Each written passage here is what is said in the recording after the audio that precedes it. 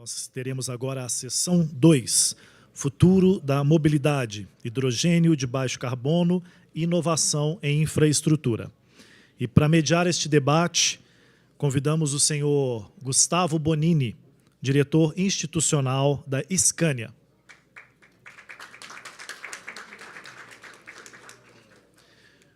Como palestrantes, convidamos a senhora Fernanda Delgado, diretora executiva da ABIV.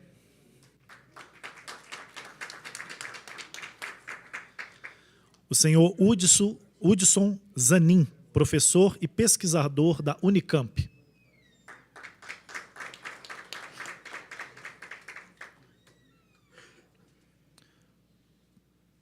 Professor Hudson. Enquanto isso, convidamos também o senhor Luiz Viga, Country Manager Brazil of Fortescue. E o senhor Paulo Alvarenga, CEO da ThyssenKrupp. O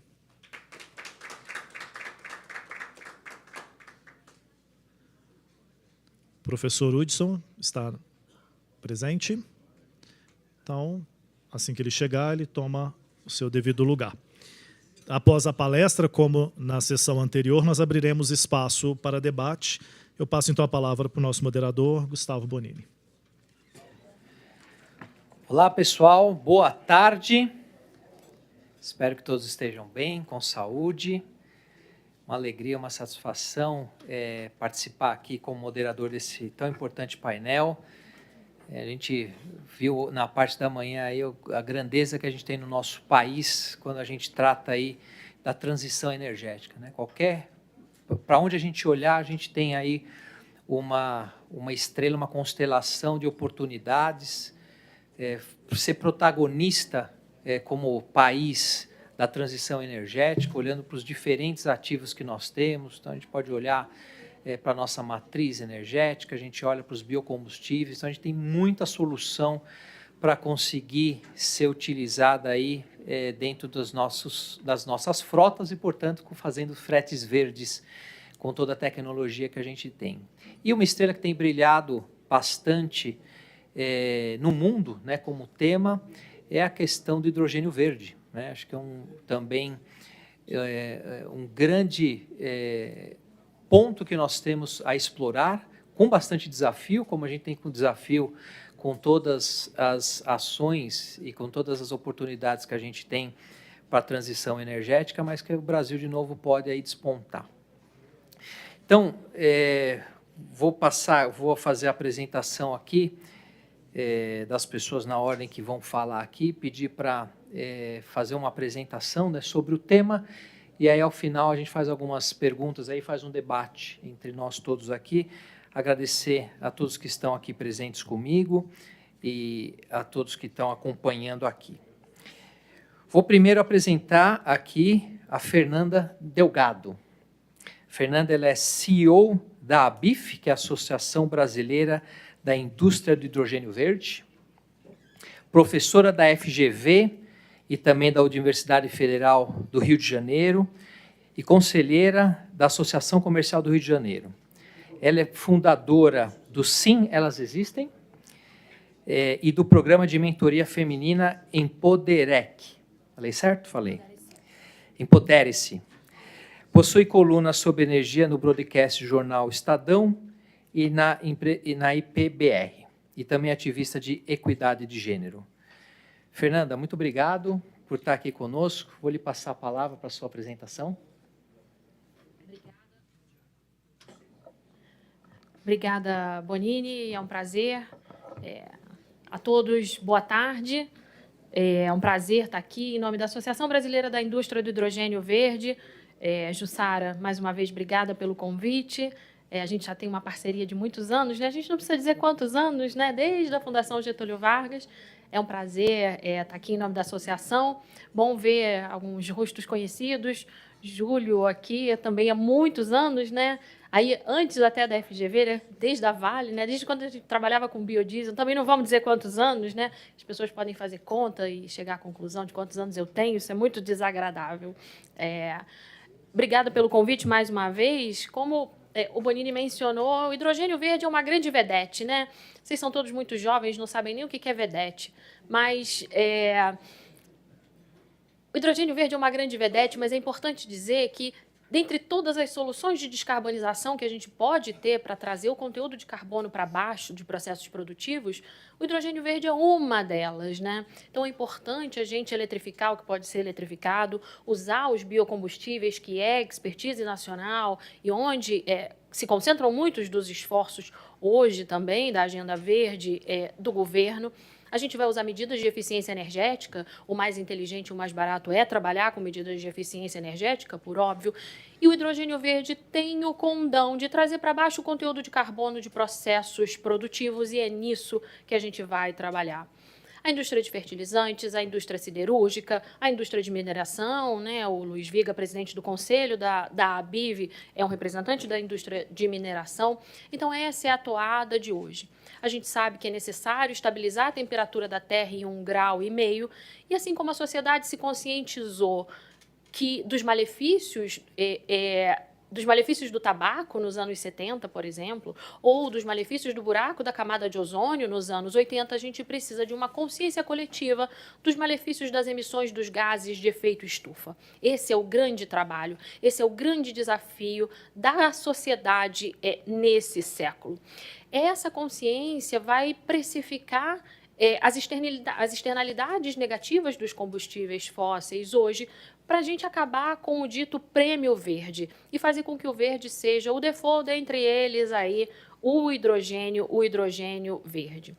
Existem uma série de desmistificações que são necessárias, sabe, Bonini, para a gente fazer do hidrogênio verde hoje em dia, como, por exemplo, o Brasil vai exportar commodities. Pelo contrário, o hidrogênio verde é uma commodity sofisticada, de alto valor agregado, alto valor agregado e muito complexa. Luiz Viga gosta de dizer, e eu vou roubar uma frase dele, de que ao prepararmos uma planta de hidrogênio verde é o equivalente a uma refinaria da energia eólica, da energia solar e da energia hidráulica. Tamanha é a quantidade de investimentos que são necessários. Ao exportar o hidrogênio verde, a amônia ou o metanol, o Brasil alavanca o mercado nacional e a cadeia produtiva nacional também.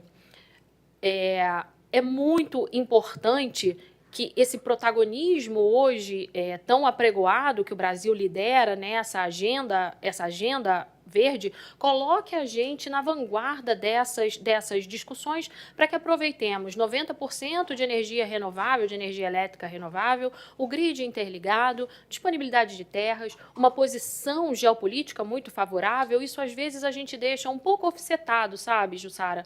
Mas o Brasil tem instituições muito sólidas, tem a santidade e o respeito aos contratos e não tem nenhum tipo de intercorrência militar ou autóctone com nenhuma outra nação, o que é muito respeitado fora do país. A gente precisa aproveitar essa vantagem competitiva que hoje é temporária para trazer essa indústria para o país e aproveitar e não perder a oportunidade de perder mais uma oportunidade, um clichê empoeirado utilizando.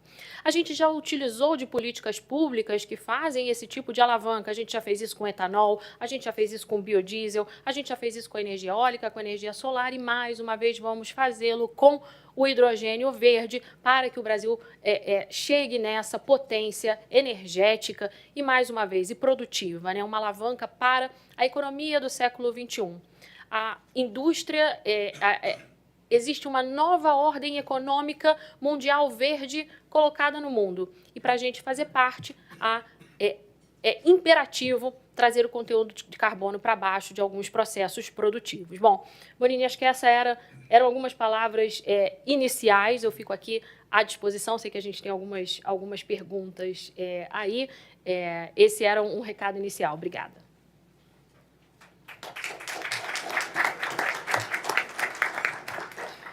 Fernanda, muito obrigado. Uma introdução já inspiradora aí para o tema. Vou ter que segurar aqui a minha vontade de já fazer as perguntas para seguir aqui o protocolo de deixar cada um fazer a apresentação e depois partir para as perguntas. Muito obrigado. Bom, vou apresentar agora o Hudson Zanin, que é professor pesquisador da FEEC Unicamp, especializado em tecnologias para a transição energética, como baterias de íon lítio, supercapacitores e hidrogênio renovável. O Hudson ele coordena centros de pesquisa de conversão e armazenamento de energia e o Centro de Manufatura de Baterias da Unicamp. É pesquisador nível 1D do CNPq e indicado ao Prêmio de Excelência em Docência pela FEEC Unicamp. Hudson, a palavra está com você. Boa tarde a todos. Muito obrigado, Jussara, a todos os colegas que estão aqui presentes, compondo essa mesa, participando aqui desse evento. Nós, da academia, temos inúmeras missões, né? Uma delas é desenvolver tecnologia formando pessoas. Ou a gente, às vezes, faz o contrário, a gente forma pessoa desenvolvendo tecnologia. A gente fica sempre nessa mistura. E no intuito de aproximar cada vez mais a universidade do setor produtivo, né, nós temos trabalhado com esses projetos de P&D, buscando o desenvolvimento dessas tecnologias e treinando essas pessoas aqui no Brasil. E a transição energética é impressionantemente ampla e oportuna para a gente desenvolver essas tecnologias. Como o Gustavo colocou aqui, a gente tem inúmeras tecnologias chaves, né, como as placas solares, turbina eólica, que já estão bastante consolidadas. A gente vê que ainda a construção de baterias, de reformadores de gases, célula combustível de óxido sólido, que podem utilizar hidrocarbonetos reformados para produzir eletricidade, são tecnologias emergentes com potencial espetacular para revolucionar a transição energética. A gente já falou aqui no começo, hoje, né, pela manhã, sobre a transição energética, e a primeira provocação que eu quero fazer para os colegas aqui é o seguinte: a gente está falando de transição energética, a gente está querendo mover de uma sociedade que emite mais CO2 para uma que emite menos. E, para mim, a primeira coisa que a gente tem que olhar é aonde o Brasil emite. As maiores emissões de CO2 do Brasil estão no desmatamento e no manejo de terra, representando quase 70%. Então, tem que ser aí que a gente tem que atacar para começar. Toda a parte de mobilidade e energia é fundamental também, mas no papel da transição energética, na missão brasileira, ela tem que ser, ela é importante, rentável, mas ela emite menos. Então, a gente tem que se atentar a isso. Então, ou seja, onde eu quero chegar? A gente tem que desenvolver satélites. Para desenvolver satélites para mapear a Amazônia, a gente tem que ter bateria, porque a China, a Europa, os Estados Unidos, ninguém vende bateria para colocar no sistema de defesa. Então, a gente tem que desenvolver baterias pensando em fazer essa polícia ali na região onde tem o desmatamento. A gente não vai conseguir mapear isso com helicóptero, com pessoas rodeando ali. Outro ponto, né, com essas fábricas de baterias mais avançadas que podem ir para o satélite, com certeza a gente consegue colocar baterias nos veículos que vão ser produzidos aqui no Brasil, seja veículo de pequeno porte, de maior porte, seja no grande gargalo, que são os sistemas de recarga desses veículos. A gente está falando, por exemplo, num veículo pequeno, hoje no BYD, alguma coisa em 30 kW, né? Para ter uma ideia, isso representa a potência de 2 casas. Se a gente tiver um caminhão sendo carregado, a gente vai precisar de... É o equivalente a 80 desses carros sendo carregados de uma vez. Se a gente tiver um carro desse, talvez alguns caminhões desses, a gente tem uma subestação totalmente dedicada aos veículos. E não adianta a gente montar o caminhão, o ônibus, o carro, o eletroposto, a subestação, se a gente também não consegue entregar para a subestação de distribuição, né? Se não tem uma subestação de transmissão, a energia suficiente para a hora que demanda. Então, é um desafio gigantesco eletrificar os veículos pequenos. Os veículos grandes, a bateria, é muito mais ainda difícil. Aí vem a história do hidrogênio. A gente tem sempre pensado, não, mas o hidrogênio funciona. Eu fiquei muito feliz de ver as ponderações hoje pela manhã aqui sobre o gás natural, o biogás, porque a complexidade da gente utilizar o hidrogênio num veículo pesado é absurdamente complexo, porque produzir hidrogênio é mais ou menos simples, né, do ponto de vista fundamental. Você põe 2 eletrodos dentro da água ali, aplica a diferença de potencial, você está produzindo hidrogênio. Agora, comprimir, armazenar isso aí, levar de um lugar para o outro, com segurança, do ponto de vista de engenharia, é absurdamente complexo. Isso tem que ser dito. Tem que ficar claro para todo mundo que trabalhar próximo do zero absoluto, menos 253 graus Celsius. De 350 a 700 bar de pressão, quando a NASA produz o hidrogênio líquido para soltar foguetes, ela deixa escapar metade no lançamento. A NASA. Imagina a gente tentando lidar com isso aí. Então, a complexidade, eu não estou falando que não se deve usar o hidrogênio para o transporte. Eu quero dizer que o hidrogênio é uma coisa maravilhosa que tem que ser usado para o hidrogênio verde para descarbonizar o hidrogênio cinza, para produzir 94 milhões de toneladas de hidrogênio hoje. A gente emite 830 milhões de toneladas de CO2. Então, antes de pensar no hidrogênio como uma solução para a transição energética, a gente tem que pensar nele como um problema, porque 99% do hidrogênio que a gente produz é fóssil.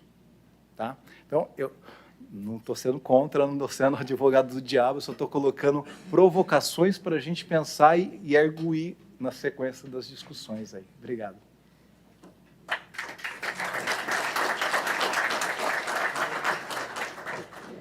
Excelente, professor Zanin. Muito boas as provocações aí para o nosso debate.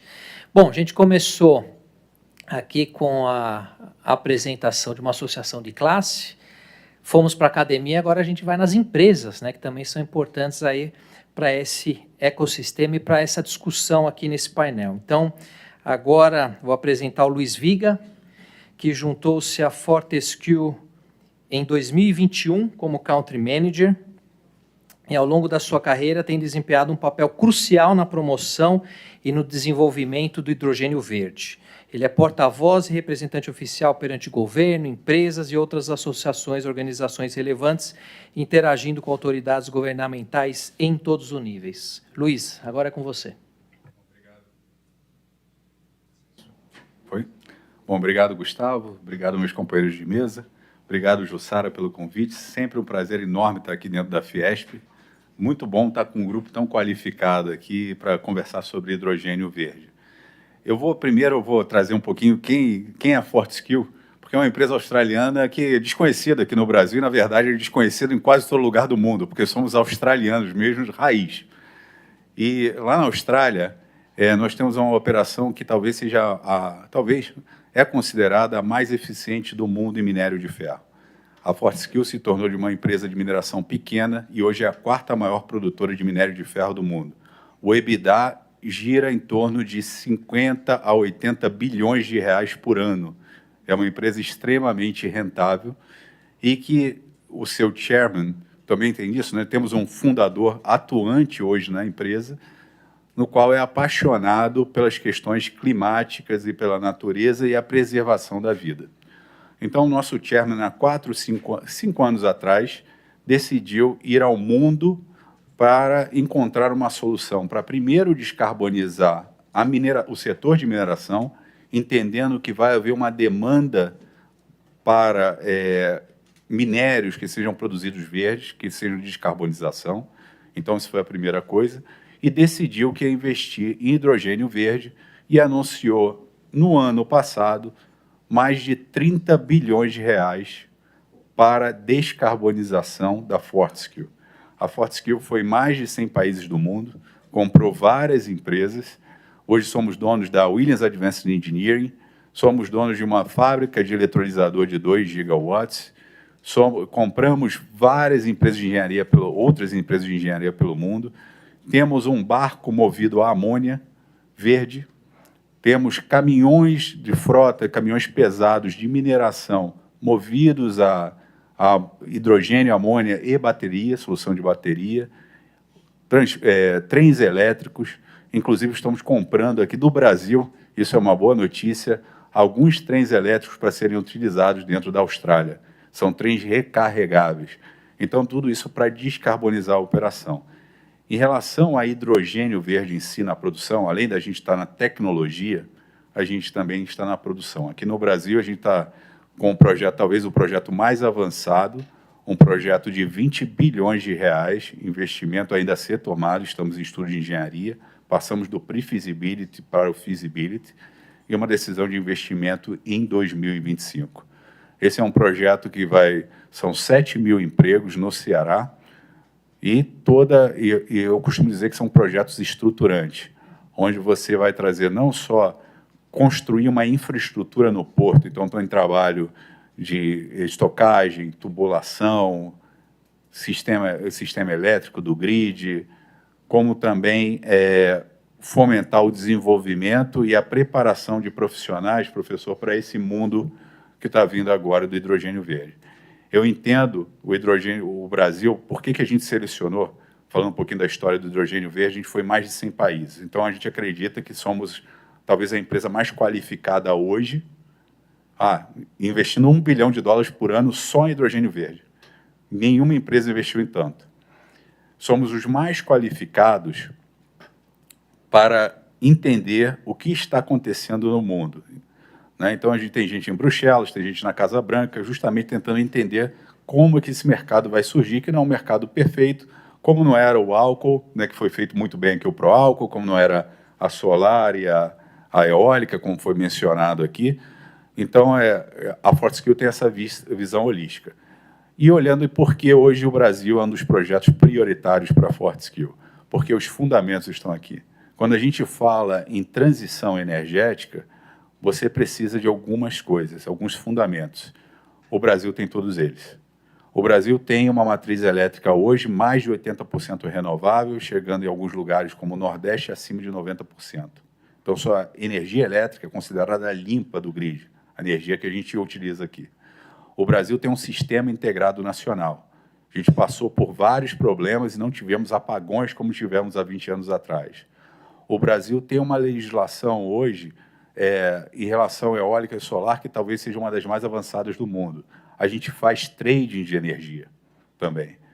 Né? O Brasil também é considerado um lugar de segurança jurídica. Por mais que a gente reclame e fale, quando você compara com o sul global, e aí você pega parceiros como a Argentina, a África, esses lugares, o Brasil é considerado, sim, apesar de a gente ainda não ser investment graded, e a gente está caminhando para isso, o Brasil é considerado um lugar para fazer investimento. Então, quando você junta isso, aí o recurso eólico e solar é um dos melhores do mundo, já com infraestrutura já colocada. A gente tem logística para fazer tudo isso, a gente tem plantas, a gente sabe fazer. Então, coloca o Brasil num lugar ímpar para liderar essa transição energética e talvez isso seja a maior oportunidade da história. E ainda leva duas coisas. O hidrogênio conversa muito bem com os nossos maiores produtos em relação à geração de PIB.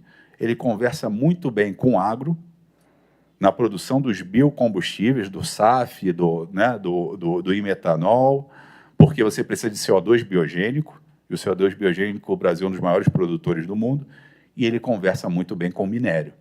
Porque o minério hoje, né, a gente praticamente exporta todo o minério, o mineral só.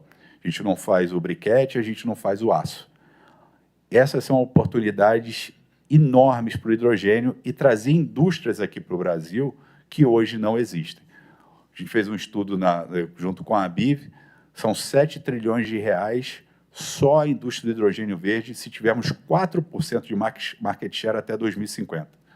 Se a gente colocar toda a indústria que pode ser criada aqui, greenfield, a gente pode multiplicar esse número talvez por 3, 5 vezes. Então, é uma oportunidade única na coisa que o Brasil talvez seja o único país no mundo que tem escala, preço, segurança e qualidade. Obrigado.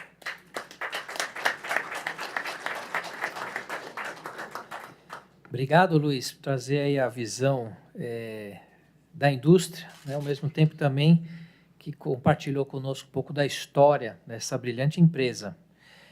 Bom, agora eu vou passar a palavra para o meu amigo Paulo Alvarenga, que é CEO da ThyssenKrupp na América do Sul, já trabalhou por quase 20 anos na Siemens, é engenheiro elétrico pela Universidade Federal de Itajubá e tem especializações em administração de empresas pela FGV e gestão empresarial pelo IMD em Lausanne. Também é presidente da Câmara de Comércio e Indústria Brasil-Alemanha de São Paulo. Paulo, é com você. Obrigado, Paulo. Alô, então, muito boa tarde, prazer enorme estar com você, obrigado, Bonini, obrigado, Jussara, pelo convite, os amigos aqui presentes aqui comigo na mesa. Primeiro, é uma satisfação enorme estar falando para essa plateia. Gostaria de falar rapidamente e apresentar um pouco da ThyssenKrupp, que eu represento. ThyssenKrupp é uma empresa com mais de 200 anos de história, na origem alemã, origem na siderurgia. No Brasil, temos hoje mais de 4.000 funcionários, atuando em 3 áreas. A área automotiva, onde temos uma presença bastante importante, 6 fábricas, 6 plantas industriais, 9 de cada 10 carros ou veículos que são fabricados no Brasil têm algum componente da ThyssenKrupp. Segunda área, área de defesa naval, nós temos a satisfação de estarmos construindo as fragatas para a Marinha Brasileira do programa Tamandaré. São 4 fragatas sendo construídas no estaleiro nosso em Itajaí, no estado de Santa Catarina.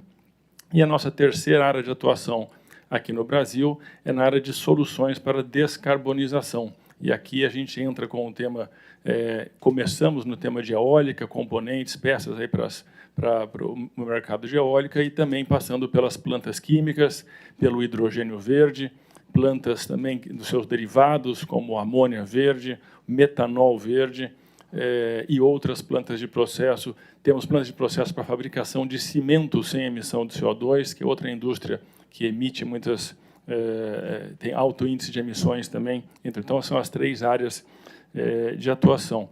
E o tema da descarbonização ele está muito inerente à estratégia da empresa. Até porque, como eu mencionei, nascemos na siderurgia, e a siderurgia por natureza, talvez o ramo industrial que mais emite CO2 junto com a indústria cimenteira.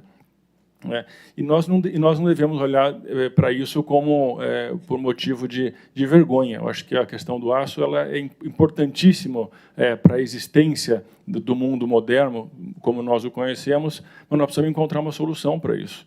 E nós estamos comprometidos para isso, tanto que nós estamos dentro dos nossos 4 altofornos que temos na nossa grande planta de produção na Alemanha, estamos fazendo um investimento hoje de 3 bilhões de euros para descarbonizar o primeiro altoforno. Deve entrar em funcionamento em 2027, o contrato já em execução, e vamos fazer a troca do uso do coque pelo uso que vem do carvão, pelo uso do hidrogênio verde no processo e, com isso, descarbonizar a produção de aço nossa. Isso é importante porque nós estamos vivendo hoje um momento, quando a gente fala desse novo mercado de hidrogênio verde, onde eu vou citar isso um pouco mais para frente, existe uma grande dificuldade em tirar a inércia inicial desse mercado. Então, você tem empresas que se propõem a fazer o chamado off-take, ou seja, contratos de compra, contratos de garantia de compra desse produto, são contratos que permitem investimentos em plantas que vão produzir isso e, com isso, dar início a essa indústria. E a gente fala tanto da questão de emissões porque a gente tem a visão de que nós precisamos zerar as emissões até 2050 ou alguma coisa próximo disso que o valha, mas precisamos lembrar que até hoje a humanidade continua, ano após ano, emitindo mais. Nós não estamos no rumo de zerar as emissões.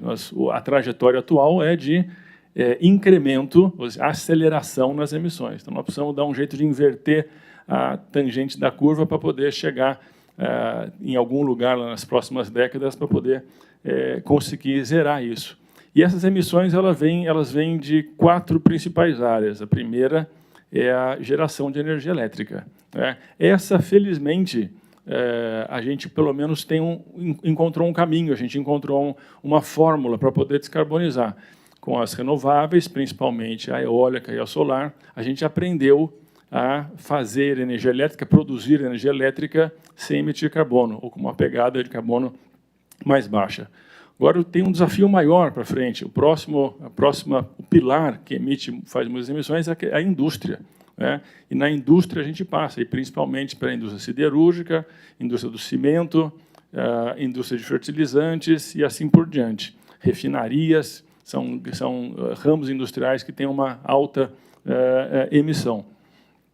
Depois temos a parte de transportes, que eu acho que nos vai nos remeter ao tema principal do nosso debate de hoje. A parte de transporte, logística em geral, corresponde a mais de 20% de todas as emissões. E aí a gente pode incluir o transporte ferroviário, transporte rodoviário, transporte marítimo, transporte aéreo. Né? Todos esses juntos correspondem a mais de 20% das emissões. E quando a gente pensa que a gente teria que descarbonizar isso tudo, né, nós temos o desafio de transformar energia molecular, que hoje ela basicamente vem de origem fóssil. Vamos lembrar que no mundo, fazendo números aproximados aqui, mais ou menos, a grosso modo, petróleo, gás natural e carvão, mais ou menos 25% cada um deles da matriz de energia global. Então, você tem 75% da energia consumida no mundo em cima desses 3 elementos que são emissores, geradores de CO2 para a atmosfera. E o tamanho desse desafio ele é tão grande, eu costumo fazer uma conta para poder ilustrar isso, que se a gente fosse transformar uma parte disso, uma parte dessa energia, porque existem diversos estudos que mostram quanto que o hidrogênio verde pode ocupar da matriz energética global. Né? Os estudos estão sempre mostrando uma faixa entre 14% e 22%.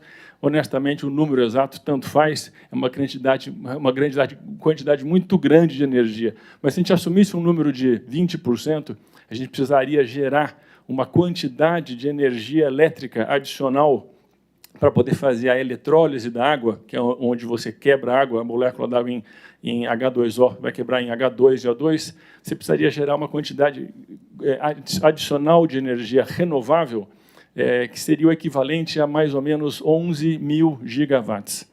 E para a gente ter uma ideia do que isso significa, nós estamos falando mais ou menos de 600 usinas de Itaipu, que precisariam ser construídas nos próximos 25, 30 anos. Então, estamos falando de mais ou menos construir 20 Itaipus por ano, todos os anos, nos próximos 30 anos. Então, esse é o tamanho do desafio, ou, olhando pelo outro lado, da oportunidade que temos à nossa frente.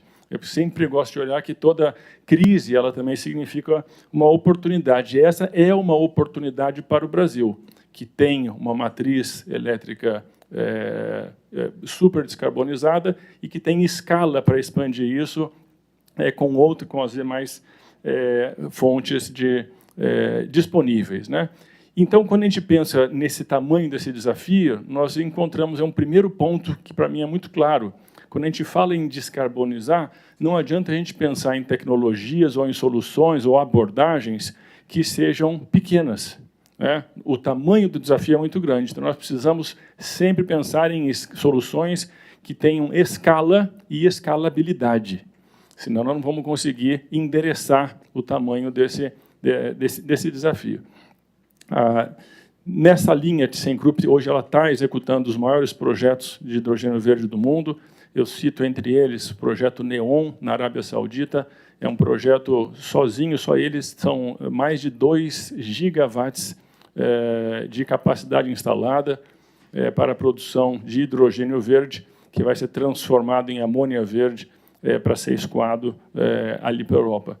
Segundo projeto super importante, um projeto da Stegra, na Suécia, é a primeira planta de aço verde Greenfield. É uma planta nova de aço que está sendo construída, mas de aço verde, ou seja, não existe o uso do carvão, do carvão que faz o coque, para poder fazer a redução do minério de ferro.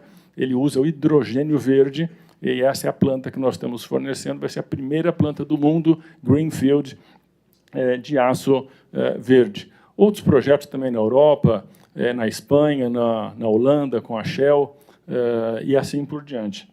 E quando a gente pensa agora aqui no Brasil, o que é que está faltando, porque a gente tem ouvido falar muito de hidrogênio verde, especialmente nos últimos anos, e eu percebo agora, hoje, um momento que existe muito questionamento, ouve-se muito e a gente ainda não está vendo os projetos se materializarem. Eu acho que a gente está chegando agora, eu acho que está, de maneira geral, está começando a haver um entendimento melhor que esse desafio, essa oportunidade é muito grande, mas é preciso preencher um monte de pré-requisitos para a gente poder criar essa nova economia. Não é fácil. Se fosse fácil, já estaríamos fazendo. Não precisaria ter uma crise, não precisaria ter a emergência climática batendo na porta. Então, o grande nó que tem que ser desatado é que, naturalmente, substituir o petróleo como fonte de energia não é uma tarefa fácil, pela questão da economicidade. O petróleo já existe, já está sendo desenvolvido, ganhando escala, é uma indústria que contribuiu com o desenvolvimento da sociedade nos últimos 160 anos e foi ganhando escala ao longo desse tempo. Então, tem uma vantagem da economia de escala muito grande. E o hidrogênio verde ele precisa ganhar escala, ele precisa ter os primeiros projetos para que ele possa, a economia vá se aumentando, a infraestrutura vá sendo desenvolvida e possa cair o preço. Essa questão é onde nós temos que discutir política pública e como que a gente faz, porque no momento que o hidrogênio verde tiver economicidade contra combustíveis fósseis, outras fontes de energia fóssil, então é uma discussão simples. É muito fácil a gente investir naquilo que dá mais lucro. O desafio é como é que a gente faz para uma fonte de energia que tem suas complicações do ponto de vista de engenharia, em comparação com o combustível fóssil e que tem um custo mais elevado, como é que a gente vai adotar isso? Então, isso demanda política pública, isso demanda visão de Estado, isso demanda regulação, isso demanda infraestrutura. Para fazer infraestrutura, demanda planejamento. Então, tudo isso são assuntos que a gente está se deparando hoje e está percebendo que para fazer planejamento, você precisa de tempo. Nós precisamos ver que país que a gente vai ter daqui a 5, 10, 20, 30 anos e construir a infraestrutura necessária para isso, planejamento elétrico para isso. Como é que a gente tira os primeiros projetos de grande escala do papel? Existem projetos em escala acadêmica, em escala piloto. Nós precisamos falar de grandes projetos que sejam capazes de induzir indústria local, que sejam capazes de desenvolver a indústria local. Então, eu acho que esse é o grande ponto, e acho que trazendo aqui, Bonini, eu acho que eu paro aqui, porque agora eu já entraria na discussão dos desafios e onde o Brasil se encontra e quais são os pontos a serem destravados para esse mercado adiante. Obrigado, atenção de todos.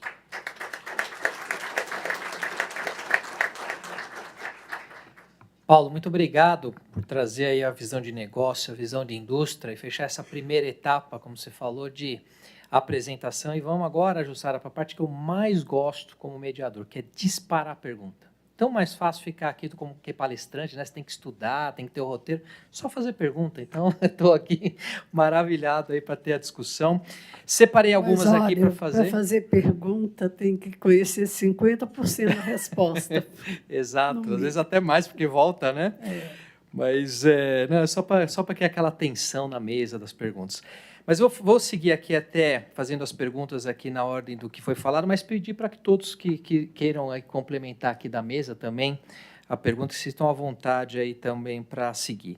Vou fazer aqui a primeira pergunta para a Fernanda.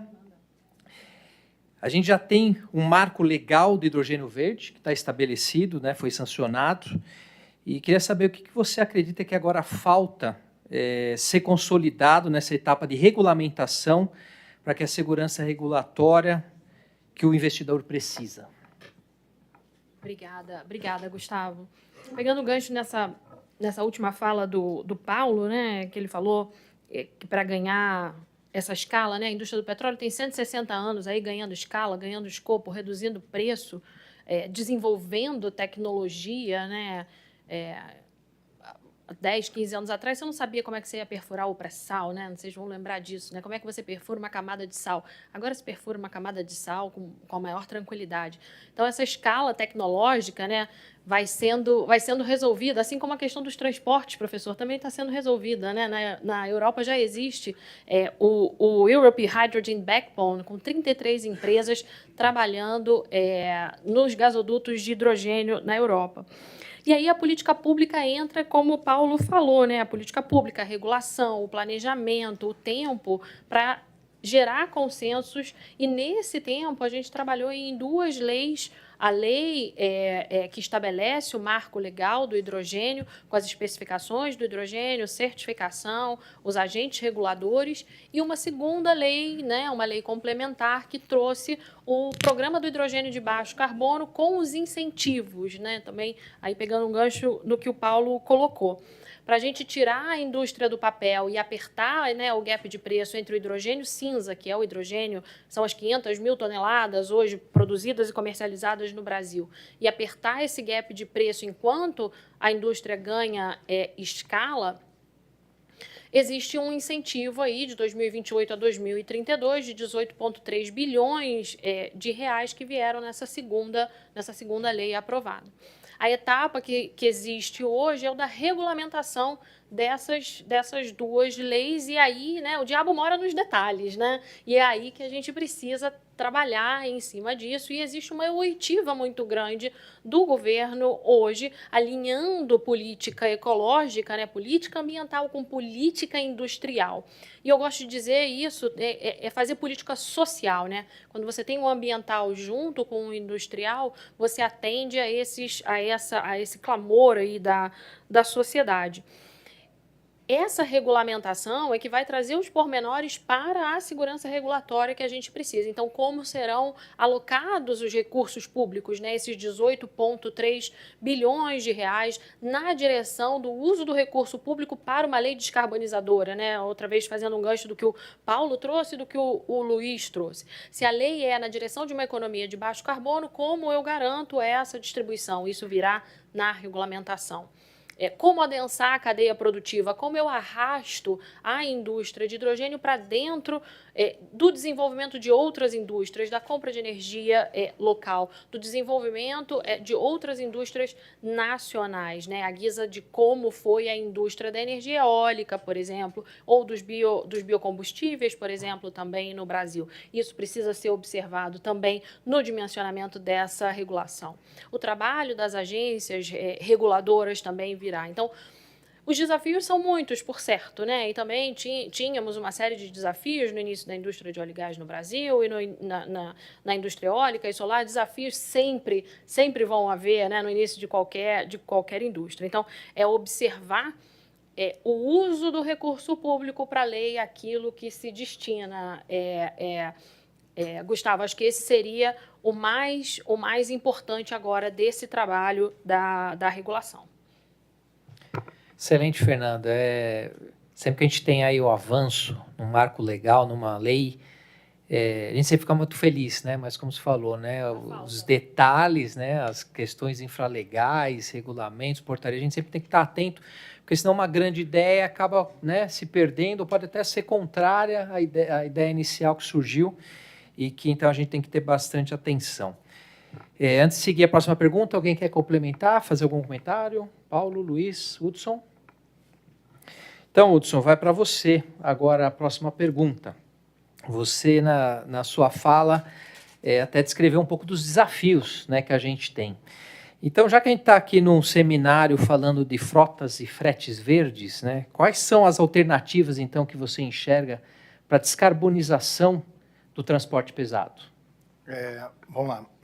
O que a gente tem hoje, né? A gente tem soluções que a gente utiliza o diesel e tem oportunidades já com sistemas totalmente a gás natural ou misto, né? 70, 30. São soluções que vão reduzindo a pegada de carbono do diesel, né? Isso está claro. Aí a gente, de imediato, pensa assim, quem que tem competição com o que aqui, né? Se a gente colocasse, por exemplo, o hidrogênio ou a bateria, que seriam os possíveis competidores aqui na história, se a gente quisesse rodar 800 quilômetros com um veículo, com um caminhão pesado, a gente vai precisar, por exemplo, de 800 kWh de bateria, de energia da bateria. No caso do diesel e no caso do hidrogênio, a gente está falando de 2 megawatt hora para rodar esses 800 quilômetros. Então, no que se refere à eficiência, esses 2 vetores energéticos são menos eficientes no processo todo. Além de tudo, né, se a gente produzir 100 mega ou 100 megawatt-hora de energia solar ou eólica e colocar na bateria, a gente vai ter uma perda ali de 10%. Se a gente resolver usar energia renovável, né, os mesmos 100 megawatt-hora para produzir hidrogênio, a gente vai ter uma perda ali de 70%.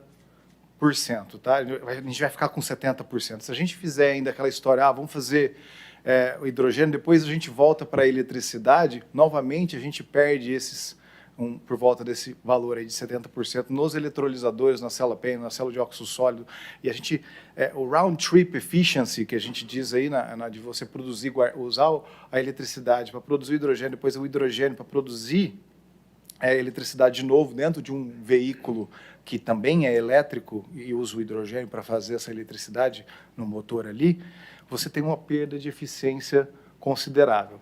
Além de tudo, né, tem aquelas questões de compressão, armazenamento, né, distribuição, que a gente falou que é um grande desafio você levar isso para várias regiões do Brasil e abastecer os veículos. Então, eu entendo que a competição aqui é do diesel, a alternativa de curto prazo mais efetiva. Tem cara de ser o gás natural, o biocombustível, né, o biogás, biometano, evoluído para biometano, como uma opção mais factível. A gente ainda não tem, a gente tem 0 fábricas de bateria avançada no Brasil, essa é a realidade.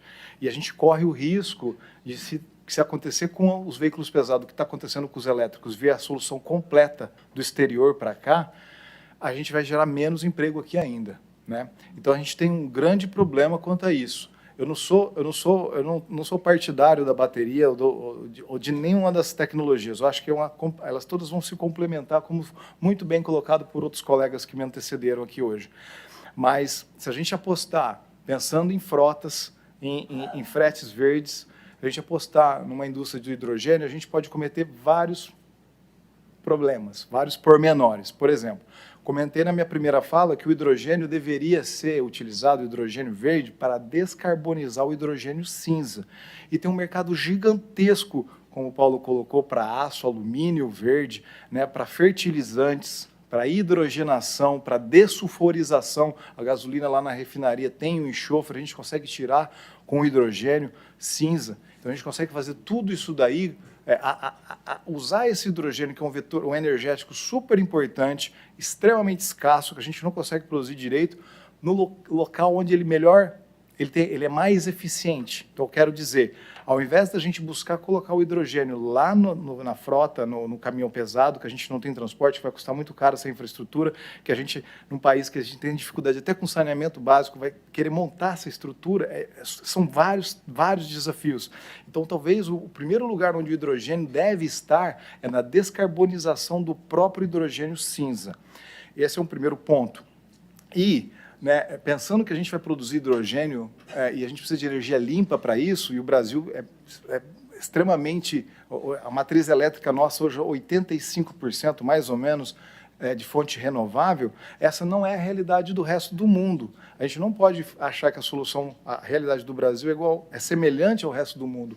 O resto do mundo no máximo 30% da eletricidade feita no mundo é limpa. Então, o que está em competição aqui? Se a gente resolver produzir o hidrogênio verde, a gente vai pegar essa quantidade absurda que o Paulo colocou ali, por exemplo, de várias Itaipus que vão precisar ser produzidas, construídas. Você vai, ao invés de descarbonizar a própria rede elétrica, que tem 70% para ir ainda, do resto do mundo, a gente vai pensar em produzir hidrogênio verde para, de repente, colocar no transporte, sendo que você tem opções mais eficientes, como o próprio biogás, biometano, até o próprio gás natural. Comparado com o diesel, ele tem uma pegada de carbono bem menor, né? A bateria tem oportunidades, no caso da eletrificação, se a gente conseguir minerar as coisas aqui no Brasil, não sair retirando pedras aí, colocando em máquinas, em caminhões pesados, por trem, levar até o porto, do navio, até a China, emitindo CO2, queimando diesel em todo o processo, depois produzindo a bateria lá na China, uma bateria com uma pegada de carbono absurdamente elevada, né? e depois você vem o veículo aqui, o caminhão, o veículo pequeno de passeio não emite CO2 de escapamento, você acha que ele é limpo, não tem nada a ver com isso. A gente pode tentar trazer essas indústrias, né, para o Brasil. As empresas de baterias, produzir uma bateria mais limpa aqui no Brasil. Então, para sumarizar, a ideia é pensar nisso.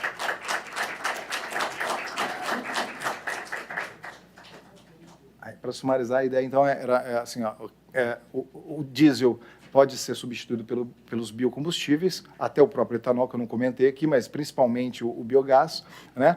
E baterias têm uma pegada de carbono, embora ainda intrínseca, ela pode ser descarbonizada sendo feita num país como o nosso. É isso. Excelente, Hudson. Por favor, Luiz. Eu acho que o professor Hudson colocou aqui vários pontos interessantes e quando a gente fala de hidrogênio verde, ele é muito maior do que o transporte, como você colocou, né? E às vezes aqui, como a gente está com um foco no transporte, a gente tem que esclarecer para o público, como você mesmo falou, que existem várias utilidades para o hidrogênio verde, né? E a gente vai escolher, sim, as mais eficientes para o momento do hidrogênio verde, também como o professor bem colocou. Então, quando a gente olha no Brasil, a gente tem a possibilidade de fazer o aço verde ou o briquete verde, que hoje isso daí se utiliza o gás natural fora do país, mas a gente não faz aqui no país, porque o nosso BTU custa 15 e lá fora custa uns 53 dólares. Né? Então, não é viável.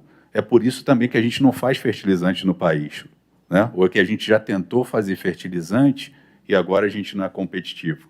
Por quê? Porque o fertilizante é feito de gás natural, se tira o hidrogênio lá daquele gás natural e depois coloca com o nitrogênio, faz a amônia e faz o famoso fertilizante nitrogenado. Hoje a gente não faz fertilizante no Brasil porque o nosso gás natural é muito caro. A gente importa, por mais que sejamos um dos maiores produtores de alimento do mundo, a gente importa quase 90% dos nossos fertilizantes e não é viável. Empresas que já tentaram fazer isso tiveram problemas financeiros, como a gente viu uma empresa na Bahia agora que passou por um momento difícil por causa do gás natural. Na hora que você tem o hidrogênio, o uso do hidrogênio, você traz essas indústrias. Então, a industrialização que o professor está falando faz muito sentido. E a gente vai ter que escolher aquelas que fazem mais sentido para o Brasil.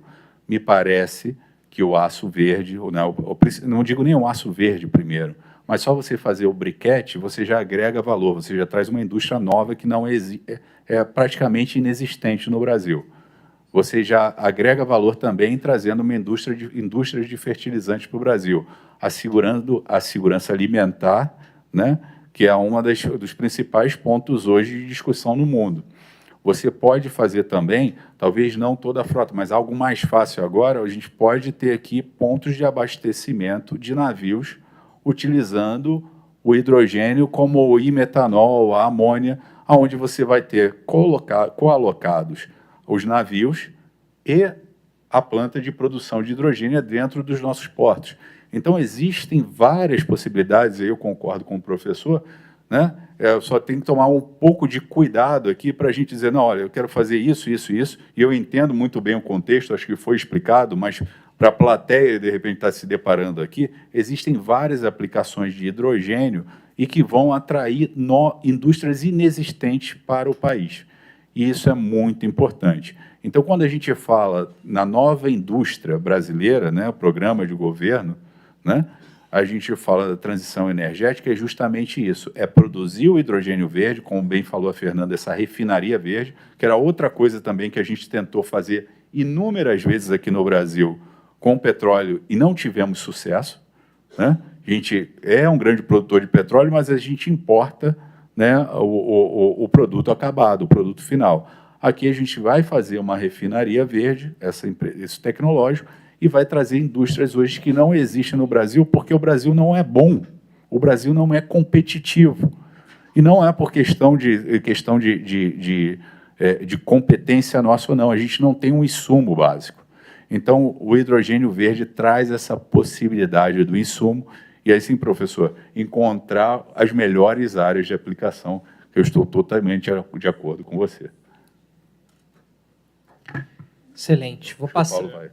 Perdão, Paulo, por favor. Se você me permitir, eu também queria dizer que diversos pontos que o Whitson colocou, eu compartilho com ele, mas eu não sei se foi uma impressão minha ou não, mas talvez desmistificar um ponto de vista que eu acho que às vezes se coloca, muitas vezes nesses seminários, a gente acaba confrontado com uma questão de colocar em lados opostos. Por exemplo, o gás natural, o biometano, ou o biogás, que pode dar origem ao biometano, e o hidrogênio verde. Na minha visão, não existe uma bala de prata para a transição ecológica, não existe uma solução universal. Existem, sim, soluções que vão ser mais ou menos adequadas, dependendo da região, às vezes dependendo do estado, né, em última instância, dependendo do país, da região, do mundo. Luiz Viga comentou, por exemplo, que o Brasil tem um custo de gás natural muito elevado. Então, naturalmente, o uso do gás natural, soluções derivadas do gás natural no Brasil, elas têm dois empecilhos. Primeiro, econômico, porque é caro, às vezes disponibilidade. E terceiro, vamos lembrar, nós estamos discutindo aqui descarbonização, né? E no caso do gás natural, não é uma solução de longo prazo, pode ser uma solução que ajude numa transição, mas uma solução definitiva, a menos que esteja acoplada com alguma solução de captura de carbono, ela não vai nos levar ao caminho do net zero, né? Mas eu queria lembrar que dentro do ponto ainda de biocombustíveis, o próprio uso do biogás, biometano, o biometano tem outros desafios, né? Tem desafio logístico, tem desafio de escala. Então, vai ter muitas soluções que eu não tenho dúvida nenhuma, que é a melhor aplicação, né? Mas lembrar que, por exemplo, para poder se fazer a troca do diesel por dois, o professor Hudson comentou duas aplicações, o biodiesel e o diesel verde, que são soluções distintas.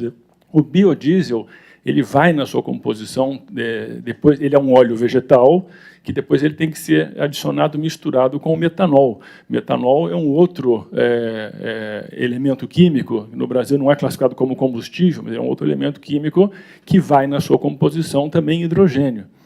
Então, para você fazer um biodiesel totalmente neutro em relação ao clima, você precisaria não de metanol comum, mas de metanol verde. Então, para isso, você precisaria de hidrogênio verde. Então, o hidrogênio verde ele vai ao encontro do biodiesel ou do diesel verde, também chamado por HVO, que é também um óleo hidrogenado, um óleo vegetal hidrogenado, que vai ser misturado com hidrogênio verde. Então, é um outro biocombustível. Os biocombustíveis, eles têm uma...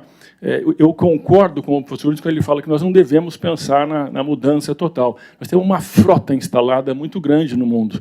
Então, faz muito sentido a gente conseguir utilizar os ativos que são existentes e fazer a troca do combustível fóssil pelo biocombustível. Mas a solução do biocombustível ela tem implícita dentro dela, por exemplo, no biodiesel e no diesel verde, a produção de hidrogênio verde. Então, o hidrogênio, eu acho que ele começa sendo utilizado pela indústria, porque são soluções que são mais difíceis de se descarbonizar. O transporte ferroviário, principalmente o transporte rodoviário, eu acho que ele é um pouco mais distante para o uso do hidrogênio. Ele não começa por aí, começa por outras aplicações. Quando a gente pensa no transporte aéreo, nós estamos falando que só tem um caminho, é o SAF. E o SAF ele é um combustível que ele necessita de hidrogênio verde na sua fórmula.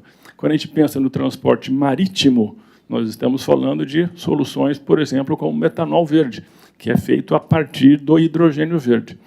Quando a gente pensa em transporte ferroviário, de novo, nós vamos estar pensando em soluções, por exemplo, como amônia verde, para substituir o diesel.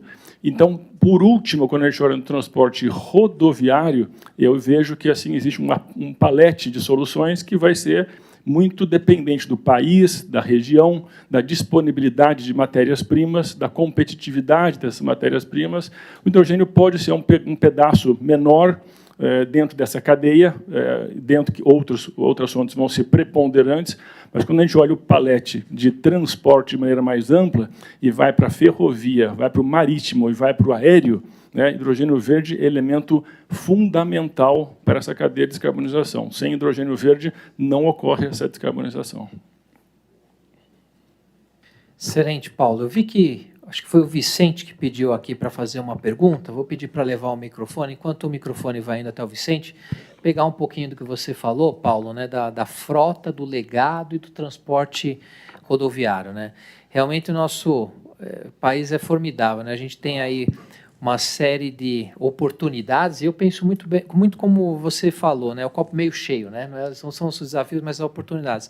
Mas olha só, o quanto a gente está discutindo de novas tecnologias aqui no nosso país, e todas a gente consegue ver o grande protagonismo brasileiro.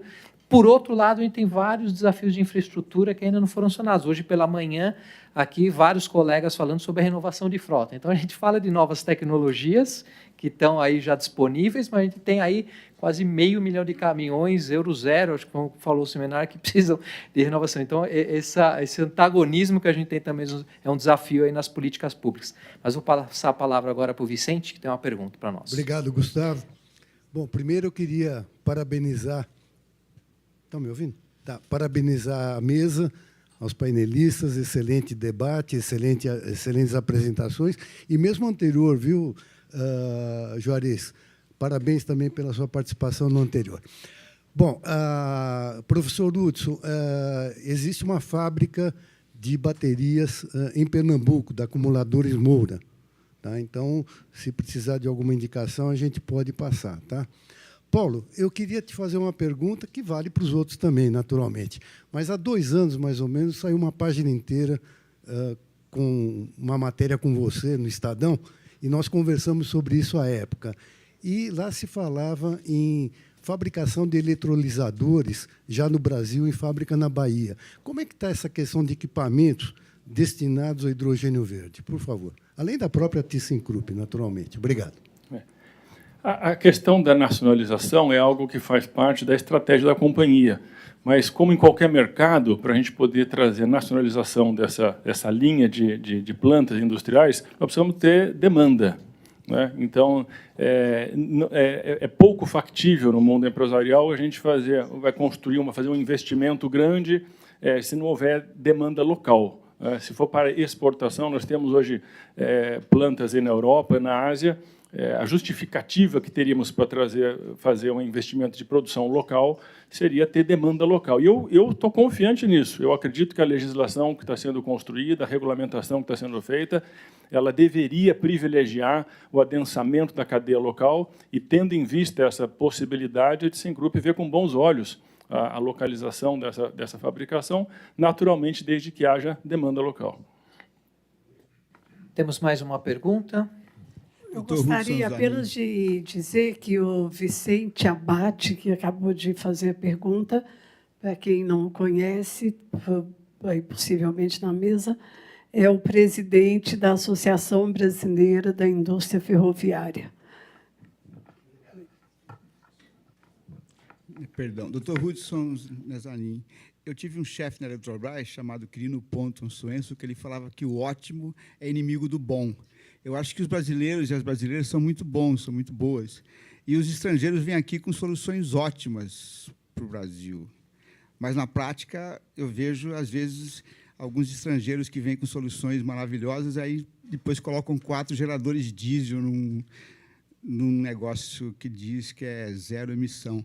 Como é que a gente pode mudar um pouco essa visão de que nós somos sempre aquele complexo de vira-lata e os outros têm a solução e a gente sempre acaba tendo que aceitar, doutor? Obrigado pela pergunta. Na minha opinião, um país como o nosso, que alimenta tanta gente, mais de 10% da população mundial, não pode ser considerado um fracassado. É um país espetacular, né, que tem várias capacidades, várias competências positivas. Agora, a gente... por exemplo, quando você pensa no veículo elétrico, que a gente está sendo inundado pelos veículos elétricos, eu acho que essa é a sua questão, né? Fica um ponto aqui aberto, né? Eu sempre pensei que o veículo a etanol otimizado, não o flex. O flex é espetacular. A gente passou, quem teve os carburadores ou o carro só a álcool, que puxava o afogador ali, tinha que esperar o carro aquecer, tem toda essa história. O carro flex veio para ajudou a consolidar todo esse ambiente, né? Espalhar o etanol produção espetacular, mas um carro otimizado a etanol tem um potencial de pegada de carbono muito menor do que um carro a bateria. Tá? Mas, assim, a ponto da gente rodar 100 mil quilômetros com um veículo etanol à frente a um veículo a bateria. Tá? Então, assim, eu não sou defensor, eu fico pensando na redução de emissão de CO2, realmente, eu não defendo um veículo a bateria. E quando eu comentei que a gente não tem fábrica de bateria, a gente não tem fábrica de bateria de lítio, avançadas, que podem ir no veículo elétrico. Porque a bateria da Moura, por exemplo, é espetacular, ela vai no carro, mas ela não é de tração. Ela é muito pesada, volumetricamente, ela não consegue a quantidade de energia suficiente para a gente colocar. Então, a gente precisa, se a gente quiser realmente vender um carro de R$250 mil aqui como uma solução para a transição energética, ele realmente tem que ter uma pegada de carbono menor e a gente tem que gerar um emprego aqui, senão não vai ter pessoa para comprar esse carro depois, né? Uma das soluções, eu acho que é essa, a gente tem que gerar emprego local. E tem que lembrar que um veículo elétrico, por exemplo, ele vai trabalhar com um veículo híbrido, por exemplo, talvez, não sei se os números são exatos aqui, né, mas alguma coisa nessa faixa. Um híbrido, 15 mil peças, um elétrico, 3 mil. A gente está produzindo muito menos peças, a probabilidade disso aí quebrar é muito menor. A gente não tem a infraestrutura aqui ainda para carregar esses veículos. Então, existe a possibilidade da gente desindustrializar o Brasil, que é justamente o que a gente não quer de jeito nenhum. Né? Exato, ótima fala. Né? Na Casa da Indústria é isso que a gente quer, fortalecer a indústria. Antes de passar para a próxima pergunta, vendo que tem duas aqui, mas eu tenho uma pergunta a fazer para o Luiz aqui. Porque ele estava falando do projeto da Fortescue, que eu entendi que é um dos primeiros projetos estruturantes, né, de hidrogênio verde do Brasil. Mas eu queria entender um pouquinho o que está sendo, então, o primeiro desafio, porque desbravar já é desafiador por si só. Né? Qual está sendo a coisa que mais está chamando a atenção pelo desafio, ou por ser difícil, que está envolvendo a empresa como um todo para encontrar soluções? Bom, obrigado, Gustavo. Bom, eu acho que somos desbravadores do mercado hoje, com outras empresas, é verdade. A gente está mais adiantado no processo. Então, primeiro é toda a regulamentação, a gente trabalhou muito com a ABIV, somos junto com eu e Paulo, os fundadores da ABIV, né, e outros também, outras empresas muito relevantes no mercado nacional, empresas, indústrias aqui que representam o mercado nacional, acreditando que você vai conseguir essa neoindustrialização brasileira. Mas isso, primeiro, se a gente for pegar 4, 5 anos atrás, ninguém falava de hidrogênio verde. Isso é algo totalmente novo. Na hora que as primeiras reuniões com o Ministério, nos olharam com cara de loucos. Né? O que vocês estão trazendo aqui? Isso daqui não vai funcionar para o Brasil, isso daqui não tem futuro. E hoje, no mundo e aqui no Brasil, a gente fala muito de hidrogênio verde e a gente está conseguindo resolver. Então, isso é muito investimento de tempo para convencer, para mostrar o caminho que o mundo está tomando, para ajudar como uma associação à indústria. E é muito importante, também foi mencionado aqui pelo Paulo, pela Fernanda, da lei, né, para dar segurança jurídica.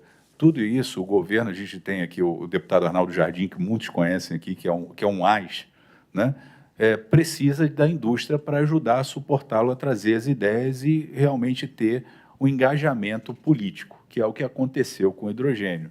E são muitas horas de trabalho. A Fortescue agora acabou de ser aprovada pela Zona de Processamento de Exportação. É o maior projeto da Zona de Processamento de Exportação da história e o primeiro de hidrogênio verde. Foi tudo novo, né? Então, a gente teve lá a honra, obrigado, de estar com também outra pessoa muito ativa nessa casa, o vice-presidente Alckmin, definindo junto com o grupo dele para definir como que seriam as regras para você não ter uma evasão de divisas do Brasil para o exterior, que foi um trabalho muito bem feito mesmo, e disseram, olha, a gente vai fazer uma sabatina realmente para ver se isso traz retorno para o país. A gente teve que fazer vários estudos macroeconômicos, também vocês conhecem muito a LCA, né? Foi presidida pelo ex-presidente do BNDES, Luciano Coutinho, mostrando que você tinha um superávit. Esses incentivos que a Fernanda falou, a gente teve que mostrar para o governo que, em arrecadação, você ia conseguir 10 vezes mais, até mais do que 700 bilhões de reais para os 18 bi que você estaria investindo.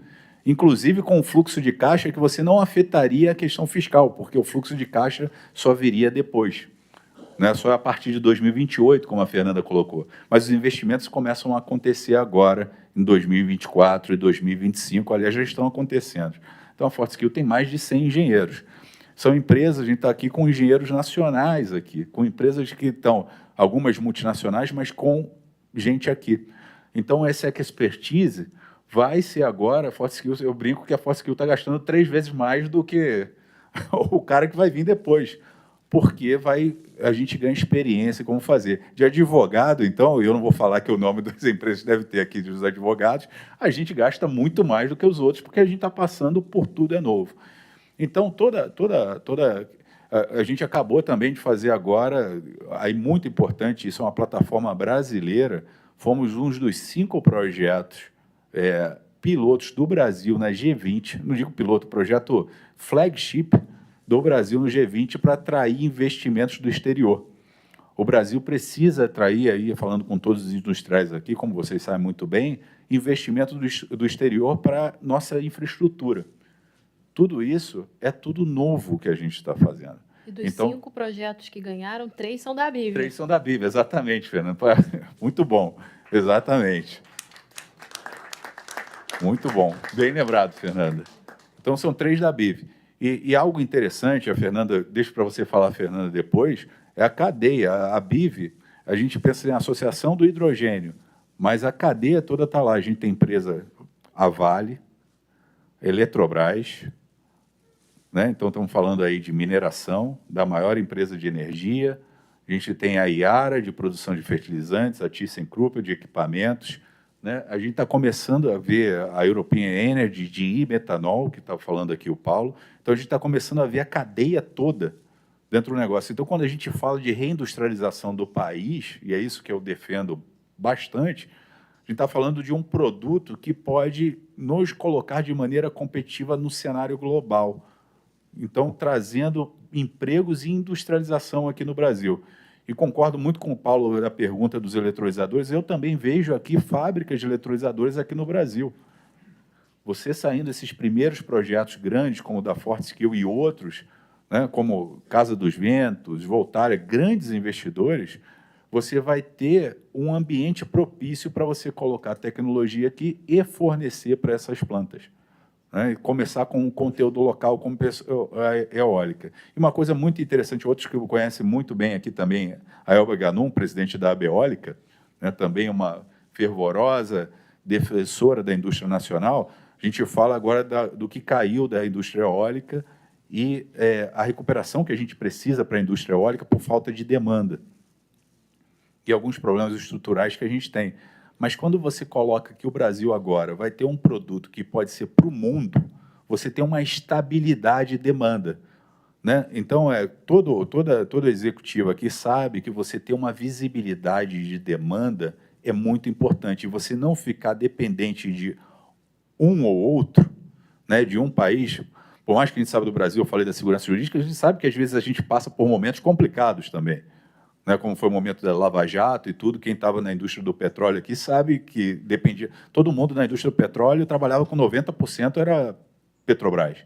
E, naquele momento, a Petrobras reduziu de 4, 5 navios por ano para nenhum navio. Né? Muita empresa aqui teve que se reestruturar. Quando você abre para o mundo o leque de oportunidades, é como um portfólio. Então, o seu risco é muito menor. Então, é isso que a gente está falando aí do hidrogênio verde. E tudo é o que a gente está fazendo, é defender. O meu maior trabalho hoje, Gustavo, além de ter trabalhado com o governo e tudo, é trazer esse dinheiro de fora para o Brasil.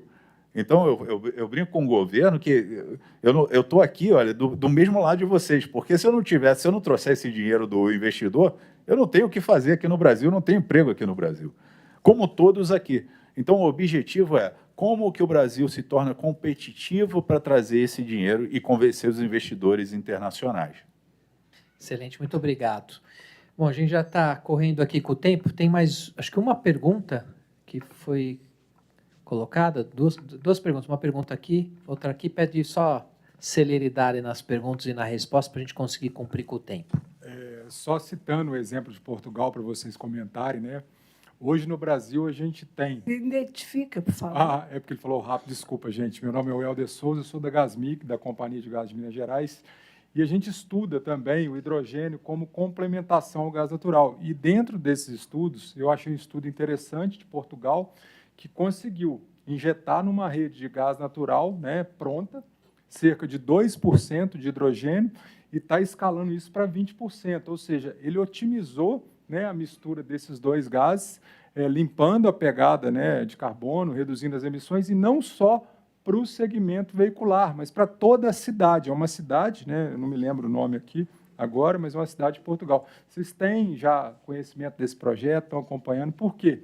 Em termos de eficiência energética, foi muito exitoso. Eu creio que eles fizeram uma planta de hidrogênio, né, pelo que eu lembro, 1.400 metros da estação de, né, recebimento do gás, fizeram a mistura, né, controlada com gás natural, e injetaram nessa rede de polietileno e atendem, se eu não me engano, acho que 100 consumidores, entre residências, um posto, parece, de GNV e algumas indústrias. Acho que eu cheguei a comentar, tem um projeto grande, European Hydrogen Backbone. Ele vai trazer, 60% da malha de gasodutos da Europa, eles já têm hidrogênio injetado, e tem aí a expectativa, eles estão analisando o quanto de mistura porque cada país tem uma malha diferente, então cada país consegue fazer um blend diferente de hidrogênio. Mas eles têm aí 33 empresas, acho que eu cheguei a comentar, 33 empresas dentro desse projeto, faz parte do projeto de descarbonização da União Europeia, cada uma trabalhando dentro do seu pedaço, né, desses gasodutos para saber o máximo de mistura que conseguem levar para descarbonizar. Então, não é só Portugal, são todos os países da União Europeia envolvidos, inclusive várias empresas que estão aqui no Brasil também com essa expertise de transporte. Aqui no Brasil já tem empresas analisando o quanto os nossos gasodutos conseguem suportar. Isso depende da liga metálica que é feito, depende do concreto em volta do gasoduto, mas já tem empresas fazendo essa análise. Lógico, a Europa aqui já tem mandatos para cumprir, eles estão um passo à frente, mas não é só Portugal, você está correto. Excelente. A última pergunta aqui. Na verdade, o Renato... Boa tarde. Desculpa, é rápido. É o Alexandre Gazzi, da Randon Corp. Primeiro, parabéns pelas apresentações. O Paulo vai responder rápido. Como consumidor de aço, para produzir 1 quilo de aço hoje numa usina normal, custa X. Com a usina verde, essa que você mencionou, consegue igual ou não? Eu não sei a relação exata, mas o preço do aço verde é muito superior, não tem dúvida, assim como todos os outros produtos que a gente falou aqui. Se fossem mais baratos, naturalmente a gente já faria aço com hidrogênio verde. Então, não se usa isso justamente porque o meio mais difundido e que ganhou massa crítica, os processos se desenvolveram, mas certamente o custo de se fazer o aço verde ele é bem mais alto do que a grande questão aí eu acho que nem é a questão do se ele é mais caro, não, porque para mim é evidente que ele é mais caro. O desafio é que a gente não pode continuar emitindo do jeito que a gente emite hoje. Então, nós precisamos achar uma solução. Existe a solução, ela é mais cara. Agora, o desafio ele é econômico, né? Então, a grande questão é como é que a gente fecha essa ponte. O que eu vejo com otimismo é que existem primeiros projetos em execução. E quer dizer o seguinte, existem clientes que estão dispostos hoje, com os mecanismos existentes, com o crédito de carbono, o mercado de carbono na Europa já existente, mas a vontade de algumas empresas de fazer compromisso firme, no longo prazo, para comprar esse produto, existe um começo de uma fatia do mercado que está se viabilizando economicamente. Isso é importante para que o primeiro projeto ganhe economicidade, geram 2 viram 4 viram 8, e a gente possa, em algum momento, a gente estima que em algum momento, mais ou menos entre primeira metade da década de 30, deveria se alcançar a paridade do custo. Então, nós temos mais ou menos ainda 8 a 10 anos para a gente conseguir chegar no mesmo nível de custo que tem o produto não verde hoje. Excelente. Pessoal, dado o adiantado da hora, fazer o combinado, eu vi que mais pessoas levantaram aí para pergunta. A gente usa o coffee break para fazer mais essas perguntas. Vou passar agora a palavra para todos que estão aqui na mesa, fazer as considerações finais. Peço só que realmente seja rapidamente, só para concluir, né, até para a gente conseguir seguir os horários, fazer na ordem inversa. Já vou deixar a palavra aqui com o Paulo. Muito rapidamente, agradecer a presença de todos, o convite, e dizer que eu sou um grande entusiasta do assunto e, acima de tudo, muito confiante de que o Brasil vai se tornar um grande player nesse mercado, que isso vai ser um elemento transformador do ponto de vista econômico e social para o Brasil. Muito obrigado. Luiz? Não, só completar rapidinho o que o Paulo falou. Primeiro, agradecer a todos aqui. Sempre um prazer estar aqui na Fiesp. Muito obrigado pelo convite. Acrescentar aqui da pergunta do aço, o Paulo está coberto de razão, ele é mais caro hoje, mas a beleza do Brasil é que vários estudos, Bloomberg, McKinsey, todos mostram que haverá uma paridade do hidrogênio verde com hidrogênio cinza no prazo que o Paulo falou, quer dizer, nos lugares onde tem o melhor recurso. Bom, essa é uma oportunidade que o mundo precisa passar pela transição energética e o Brasil é um dos melhores posicionados. Hoje o Brasil é exemplo para o mundo, né? E o Brasil pode... Você tem um cliente pedindo para descarbonizar. E se existe um lugar que pode atender essa demanda desse cliente, é aqui no Brasil. Então, essa é uma oportunidade histórica, temos que trabalhar, temos que trazer mais industrialização para o Brasil e não podemos perder mais uma dessas. Não podemos ser o país do futuro, temos que ser o país do presente.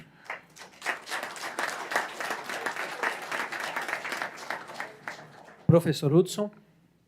Obrigado, colegas. Obrigado pela oportunidade. Fico feliz de compartilhar um pouco do pensamento da academia. Nós, na academia, às vezes somos muito focados no artigo científico, no projeto de pesquisa, no TRL mais baixo. É muito bom estar próximo dos colegas aqui do setor produtivo, discutir um pouquinho sobre, entender um pouco melhor sobre a realidade e dizer que a universidade vem buscando criar massa crítica no sentido de entender um pouco melhor como produzir esse hidrogênio no futuro, como produzir a amônia mais limpa, e assim por diante, né? Produzir baterias, ter esse capital humano aqui e desenvolver essa ciência fundamental também, o TRL intermediário, é importante para a gente, na hora de verticalizar tudo, conseguir ter capital intelectual para trabalhar nessas fábricas, nesses ambientes, que eu torço muito que o Brasil aumente amplamente a sua indústria. E aqui a gente está fazendo isso aí.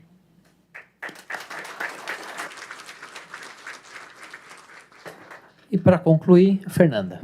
Obrigada, Bonini. Também agradecer, né, óbvio, a presença de todos. É sempre um prazer, Jussara. Obrigada mais uma vez, em nome da ABIV. Eu queria só fazer uma analogia, Bonini. Eu aprendi num evento com a ex-primeira-ministra do Canadá. Ela fez uma analogia muito interessante sobre o fim da escravidão no século XIX. Ela falou que naquela época, né, quando se falava do fim da escravidão, havia um medo muito grande do que o fim da escravidão podia trazer para a sociedade. Alardeava-se que traria inflação, que trocar aquela forma de energia, que era a energia gratuita da escravidão, acabaria com a economia do mundo naquela época. E o que se viu foi justamente ao contrário. Se viu o florescimento de mercados, se viu o início da economia moderna como a gente a conhece. Então, a gente não pode ter medo de pivotar de uma matriz industrial baseada em combustíveis fósseis por uma novidade, por uma matriz energética baseada, uma matriz industrial baseada em energéticos menos emissores de gases de efeito estufa. A beleza, como o Luiz falou, pode estar justamente nessa renovabilidade, nessa novidade, que vai trazer um arrasto aí tecnológico, econômico, social, que a gente ainda nem imagina o que venha. Mais uma vez, obrigada.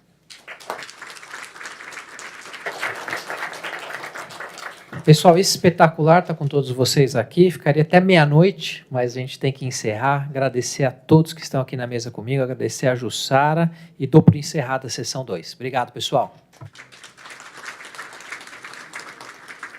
Agradecemos os nossos ilustres participantes dessa mesa. Nós faremos um breve intervalo, não precisam nem sair do auditório, só mesmo para mudar a mesa, e voltaremos para a sessão 3, Desenvolvimento Sustentável em Materiais e Tecnologias de Propulsão. Obrigado.